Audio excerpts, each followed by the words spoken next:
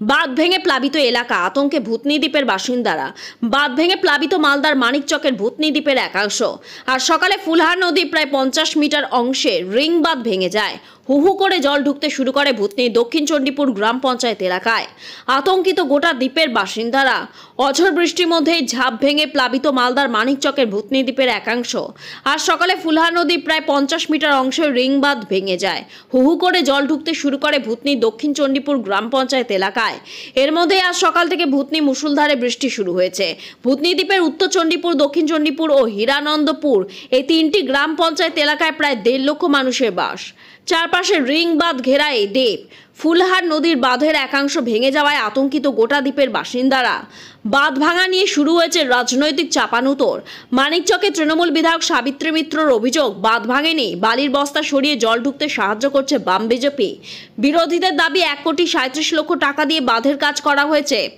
সরকারি টাকা যে 9-6 হয়েছে এই ঘটনা তার প্রমাণ। এদিকে বর্ষার গঙ্গার জলস্তর বাড়তেই মুর্শিদাবাদের শমশেরগঞ্জে শুরু হয়েছে ভয়াবহ ভাঙন।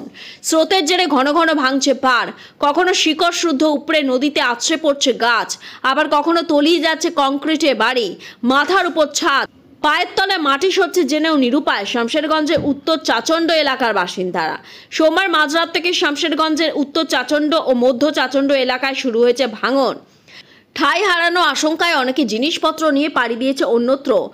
কেউ আবার প্রাণ হাতে করে ভিটেমাটি আঁকড়ে পড়ে রয়েছেন। গ্রামে প্রাচীন মন্দিরও ভাঙনের মুখে। ওই এলাকার এক বাসিন্দা মেজাউর রহমান বলেন, 1টা-1.5টার দিকে ভাঙনটা শুরু হয়। বাড়ির এক সদস্য তখনও জেগেছিল বলে জানতে পারে, না হলে তো বাকি সদস্য সব ঘুমিয়েছিল। বাকিরা জেগে কোনো রকমের প্রাণ নিয়ে বাইরে বেরিয়ে আসে। জিনিসপত্র সব ভেতরেই ছিল, সব সহ একদম পুরো তলিয়ে যায়।